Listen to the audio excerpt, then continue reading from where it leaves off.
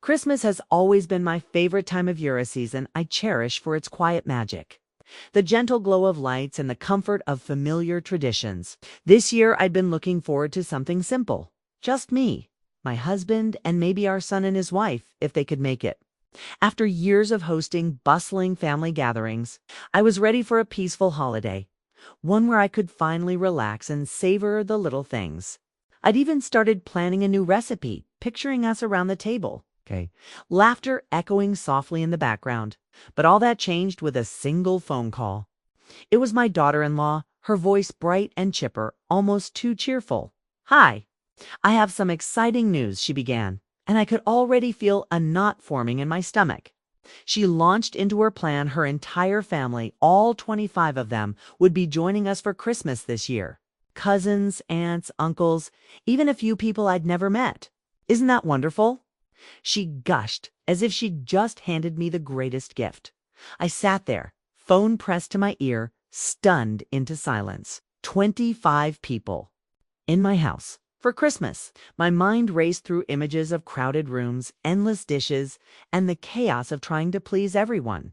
I could feel my heart pounding, a mix of disbelief and dread rising inside me. I wanted to scream, to protest, but all I managed was a weak, "Oh, wow."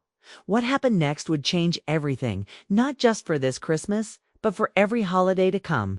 Because this time, I wasn't going to do what everyone expected. This time, I was about to surprise them, all including myself. Growing up, holidays were sacred in my family. My mother believed that Christmas was about more than gifts or decorations. It was about togetherness, about creating memories that would last long after the tree was taken down. She'd spend weeks preparing, baking her famous cinnamon rolls, stringing popcorn garlands, and humming carols as she worked. I remember the warmth of our small living room, the way laughter seemed to fill every corner, and the sense that, for one day, everything was right in the world. Those memories became the blueprint for the kind of Christmas I wanted to give my own family. When I married and had my son, I tried to recreate that magic. Every year, I'd throw myself into the preparations, determined to make our home a place where everyone felt welcome. I'd wake up before dawn to start the turkey, set the table with my mother's old china, and fuss over every detail. My husband would tease me about my holiday perfectionism, but I couldn't help it. I wanted everything to be just right. For years, our house was the gathering place. My siblings, their kids, my in-laws, everyone knew they could count on me to host. I wore that role like a badge of honor, even when it left me exhausted. But as the years went by, things started to change. My son grew up, went off to college, and eventually married a woman who was, in many ways, my opposite. Where I was reserved and traditional, she was outgoing and spontaneous. She loved big gestures, grand plans, and never seemed to worry about the details. At first, I tried to embrace her energy, telling myself it was good for the family to have new traditions. But I couldn't ignore the subtle shifts, the way my son started spending more holidays with her family. The way my own carefully planned gatherings began to feel like afterthoughts. Still, I tried to keep the peace. I told myself that compromise was part of being a good mother-in-law, that it was normal for families to blend and change. But deep down, I missed the closeness we once had. I missed the quiet moments with my son, the feeling that our home was the heart of the family. I tried to reach out to invite them over for dinners or suggest small get-togethers, but more often than not, my invitations were met with polite excuses or last-minute cancellations. Last Christmas was a perfect example. I'd spent days preparing, only to find out the night before that they'd decided to go skiing with her cousins instead. I smiled and told them to have fun, but inside I felt invisible, like a supporting character in my own story. I started to wonder if I was holding on too tightly to the past. Maybe it was time to let go of my old expectations. So when my daughter-in-law called with her grand plan for this year, it felt like the final straw. I couldn't help but compare her vision of Christmas loud, crowded, chaotic, with the quiet, intimate holiday I'd been dreaming of. The contrast was almost painful. She saw family as a party, a spectacle. I saw it as a sanctuary, a place to recharge and reconnect. I realized in that moment just how far apart our definitions of togetherness had grown. And yet, as much as I longed for the Christmases of my childhood, I knew I couldn't turn back time. The question was, Could I find a way to honor my own needs without becoming the villain in someone else's story? That was the dilemma I faced, and I had no idea how much it would test me or how much I would learn about myself in the process. The rest of that day, I walked around in a daze, replaying my daughter-in-law's words over and over. 25 people. I tried to picture it, my living room packed with strangers, my kitchen overrun, every surface covered in coats and casserole dishes. The more I thought about it, the more my chest tightened. I wanted to believe I was overreacting, that maybe I was just tired or being too sensitive.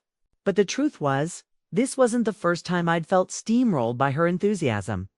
I remembered the year she insisted on bringing her famous vegan stuffing, only to take over my kitchen for hours, leaving me to hover awkwardly on the sidelines, or the time she invited her friends to our family barbecue without asking, turning what was supposed to be an intimate gathering into a noisy, crowded affair.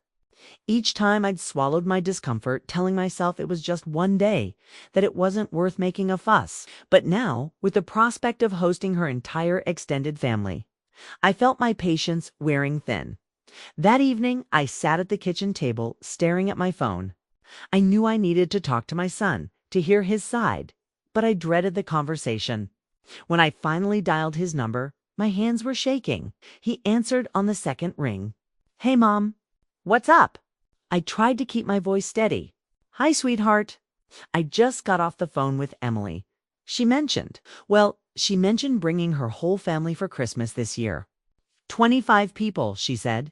He laughed as if it were all a big joke. "Yeah, I know it's a lot, but it'll be fun. Emily's family is really excited. They've never all been together for the holidays before." I took a deep breath.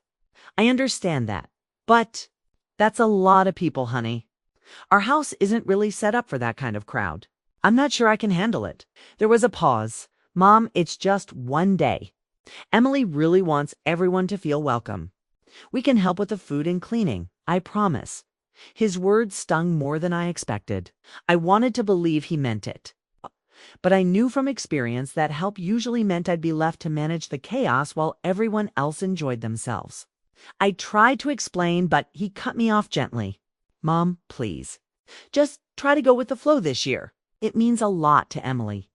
After we hung up, I sat in silence, feeling more alone than ever. I turned to my husband, who'd been listening from the other room. He came over and squeezed my shoulder. You don't have to do this if you don't want to," he said quietly. I looked at him, searching his face for reassurance. "But what will they think if I say no? I don't want to be the difficult one. I don't want to ruin Christmas." He shrugged. "You've spent years making everyone else happy. Maybe it's time to think about what you want." His words echoed in my mind long after he went to bed. I lay awake, staring at the ceiling, memories swirling, years of bending over backward, of putting my own needs last, of feeling invisible in my own home.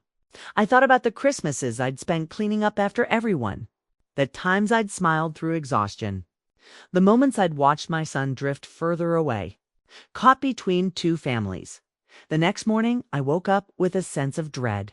I checked my phone and saw a flurry of messages from Emily Minu's seating charts, even a list of games for the kids. She was already planning every detail, as if my home were just a venue, not a place with its own history and meaning. I felt my boundaries slipping away, replaced by a growing sense of resentment. I tried to talk myself down. Maybe I was being selfish. Maybe this was just what families did: sacrificed, adapted, made room for new traditions. But deep down, I knew something had to change. I couldn't keep giving and giving until there was nothing left of me. I needed to find my voice, to draw a line, even if it meant risking conflict. As I stared at the blinking cursor on my phone, I realized I was standing at a crossroads. I could go along with Emily's plan, swallow my feelings, and spend another holiday feeling like a stranger in my own home. Or I could finally speak up, even if it meant everything would change. The stakes had never felt higher, and for the first time I wondered what would happen if I chose myself. I tried to put off the inevitable, hoping that maybe Emily would come to her senses or at least scale things back. But the messages kept coming: group texts with her relatives, emails with potluck sign-up sheets, even a spreadsheet for sleeping arrangements. Every ping of my phone felt like another brick being stacked on my chest. I tried to gently hint that our house might be too small, that maybe we could host a smaller gathering or even rent a hall nearby. But every suggestion was brushed aside with a cheerful, "Oh, it'll be fine. We'll make it work." Finally, I couldn't take it anymore. I called Emily, determined to have an honest conversation. My hands were clammy as I dialed, my heart pounding in my ears. She answered on the first ring, her voice as bright as ever. "I was just about to text you Aunt Linda is gluten-free, so I thought we could do a separate stuffing for her. And the twins are allergic to nuts. So, Emily," I interrupted, trying to keep my voice steady, "I need to talk to you about Christmas." She paused, just for a moment, before launching into reassurance. "Don't worry. I've got it all under control. I know it's a lot, but everyone is so excited. We'll bring air mattresses, and I'll handle the food. You won't have to lift a finger." I took a deep breath, feeling the words catch in my throat. It's not just about the logistics. I'm feeling overwhelmed. 25 people is a lot, and I'm not sure I'm up for hosting such a big group. I was really hoping for a quiet Christmas this year. There was a long silence on the other end. When Emily finally spoke, her tone had shifted. No longer bubbly, but clipped and defensive. "I just don't understand. My family is important to me, and this is the only time we can all be together. I thought you'd want to be part of that. I thought you cared about making everyone feel welcome." Her words stung, sharp and unexpected. I could feel my cheeks burning. "Of course I care, Emily, but I also have to think about what I can handle. I'm not as young as I used to be." And she cut me off. "Honestly, I think you're being a little selfish. It's just one day. Can't you put your feelings aside for the sake of the family?" I felt something inside me snap. For years, I'd bent over backward to make everyone else comfortable, to keep the peace, to be the good mother-in-law. But in that moment, all the old resentments and disappointments came rushing to the surface. I thought of the holidays I'd spent cleaning up after everyone, times I'd been left out of decisions, the way my own needs had always come last. I took another shaky breath. "Emily, I'm sorry, but I can't do it. I can't host 25 people this year. I need a break. I need to take care of myself, too." There was another silence, heavier this time. I could almost hear her jaw clenching through the phone. "Well, I guess we'll just have to figure something else out," she said coldly. "I'll talk to your son." We hung up without another word. I sat there staring at the phone, my hands trembling. I felt a strange mix of relief and terror. I'd finally said what I needed to say, but I had no idea what the fallout would be. Would my son be angry? Would Emily hold a grudge? Would I be painted as the villain, the one who ruined Christmas? As the reality of my decision settled in, I realized there was no going back. I'd drawn a line in the sand, and now I had to live with the consequences. But for the first time in a long time, I felt a flicker of something I hadn't felt in years. Pride. I'd stood up for myself, even if it meant everything was about to change. And deep down, I knew this was only the beginning. The hours after my conversation with Emily felt like waiting for a storm to hit. I tried to distract myself, folding laundry, watering the plants, even organizing the spice rack, but my mind kept drifting back to the phone call. I kept replaying her words, the coldness in her voice, the way she'd said, "I'll talk to your son," as if I were just an obstacle to be managed. I wondered if I'd gone too far, if maybe I should have just given in one more time. But then I'd remember the exhaustion, the resentment, the feeling of being invisible in my own home, and I'd stand a little taller. It didn't take long for the fallout to begin. My phone buzzed with a new group chat notification. "Christmas plans urgent." I hesitated before opening it, already bracing myself. Emily had wasted no time rallying her family. The messages came in a flood, some confused, some disappointed, a few outright angry. "I can't believe she said no," one cousin wrote. "We already bought our plane tickets." Another chimed in. There were passive-aggressive comments about holiday spirit and family unity, and more than one suggestion that I was being unreasonable. But what hurt most was seeing my son's name pop up. "Let's all calm down," he wrote, trying to play peacemaker. "Mom's just overwhelmed. Maybe we can find another solution." I could sense his discomfort, the way he was caught between his wife and his mother, trying to smooth things over without really taking a side. It stung, but I understood. He'd always been the mediator, the one who hated conflict. I just wished for once he'd stand up for me.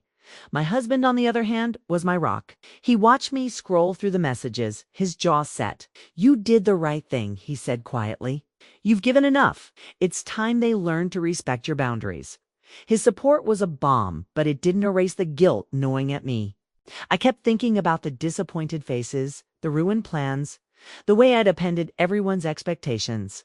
Was I really being selfish, or was I finally being honest? As the day wore on, the reactions from the rest of the family trickled in. My sister called, her voice warm and reassuring. "I'm proud of you," she said. "It's about time you put yourself first. You can't pour from an empty cup." Her words made me tear up. I hadn't realized how much I needed to hear that. My brother, ever the pragmatist, just laughed. 25 people. In your house. They're out of their minds. Good for you for saying no. But not everyone was so understanding. My mother-in-law, who'd always prided herself on being the ultimate hostess, left a voicemail dripping with disappointment. "I never thought I'd see the day when family wasn't welcome in your home." She sighed. "I hope you know what you're doing." I listened to her message twice, feeling the old familiar ache of not measuring up. Even among Emily's relatives, the responses were mixed. A few sent private messages, quietly admitting they'd been anxious about the logistics too. Honestly, I was dreading the chaos. One aunt confessed, "Maybe it's for the best." Another cousin, who'd always seemed distant, surprised me with a simple, "I get it. Take care of yourself." The group chat eventually fizzled out, replaced by smaller side conversations and a flurry of new plans. Some relatives decided to book a rental house nearby. Others made arrangements to stay with friends. The crisis, it seemed, was being managed just not by me. For the first time in years, I wasn't the one holding everything together. That night, as I lay in bed, I felt a strange mix of emotions: relief, sadness, pride, and a lingering sense of loss. I knew things would never be quite the same. But as I drifted off to sleep, I realized that maybe, just maybe, that was exactly what I needed.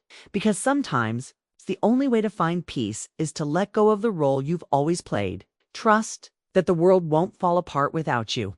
The next morning, I woke up feeling lighter, but also strangely adrift. The house was quiet, the kind of quiet I'd always craved during the holidays. But now it felt unfamiliar, like I was standing on the edge of something new and uncertain. I made myself a cup of tea and sat by the window, watching the frost melt from the grass. For the first time in years, I had no list to write, no menus to plan, no frantic errands to run. The silence was both a relief and a challenge. I found myself reaching for the phone, needing to talk to someone who understood. I called my oldest friend, Linda, who'd known me since college and had seen me through every high and low. She answered on the first ring, her voice warm and steady. "I heard about the Christmas drama," she said, not unkindly. "How are you holding up?" I hesitated, then let the words spill out my guilt, my anger, my fear of being seen as the villain. Linda listened without interrupting, letting me pour out everything I'd been holding in. When I finally finished, she was quiet for a moment. "You know," she said gently, "you've spent your whole life making sure everyone else is happy. Maybe it's time to ask what would make you happy." "What do you want, really?" The question caught me off guard. I'd been so focused on everyone else's needs that I hadn't even considered my own. I thought about it all day, turning the question over in my mind.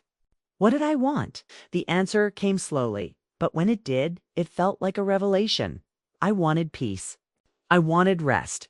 I wanted to feel like my own person again, not just the family caretaker.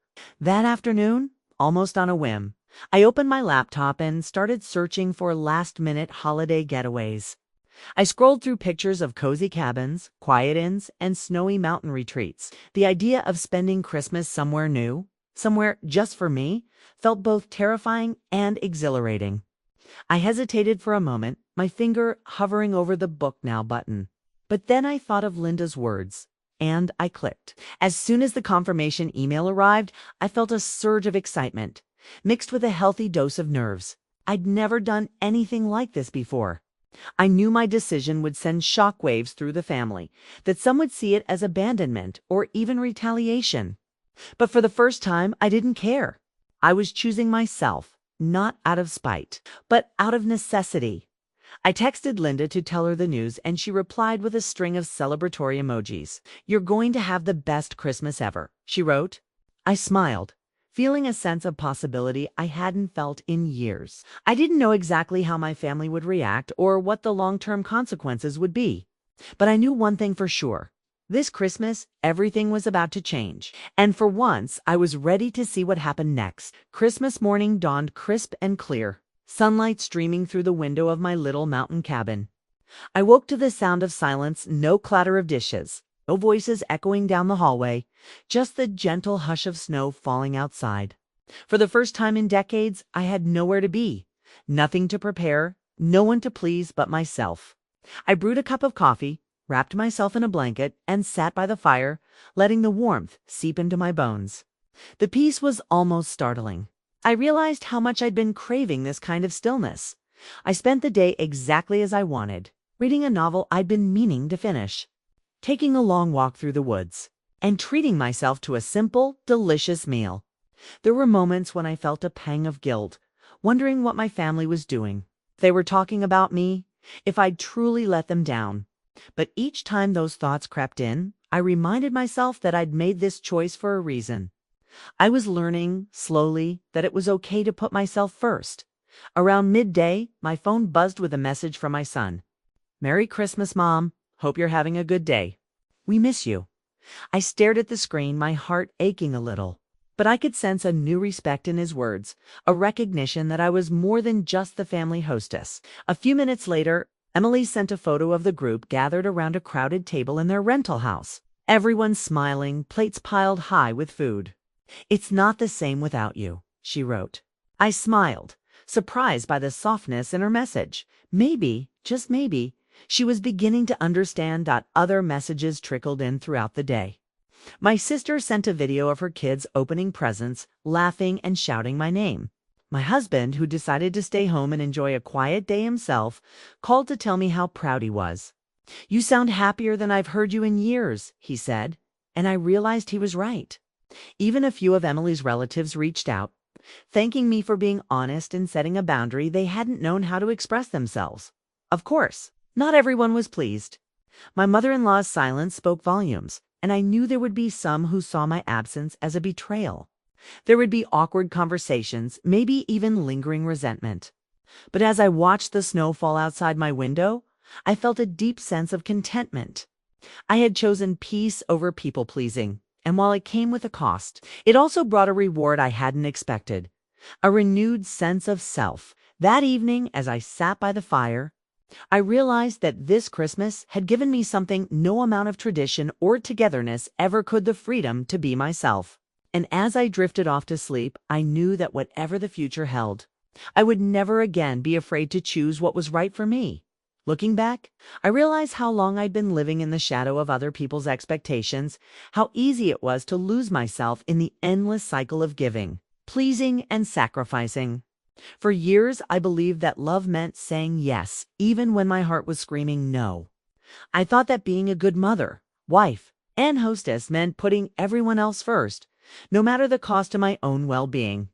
But this Christmas taught me something I wish I'd learned sooner. Boundaries aren't walls to keep people out, they're bridges to a healthier, more honest connection. Choosing myself wasn't easy. It meant facing guilt, disappointment, and the fear of being misunderstood. It meant letting go of the need to control how others saw me, and trusting that the people who truly cared would understand, even if it took time. I learned that self-worth isn't measured by how much I do for others, but by how kindly I treat myself. And I discovered that sometimes the bravest thing you can do is step away from the noise and listen to your own needs. If you're watching this and feeling torn between your own happiness and everyone else's demands, I want you to know you're not alone. It's okay to say no. It's okay to choose rest, peace, or even adventure, whatever your heart is longing for. The world won't fall apart if you take care of yourself. In fact, you might just find that your relationships grow stronger when you show up as your truest self. This Christmas is just the beginning for me. I don't know what next year will bring, but I do know this: I'll never again be afraid to choose myself. And if you're ready to do the same, I hope you'll stick around because the next chapter of my story is just getting started.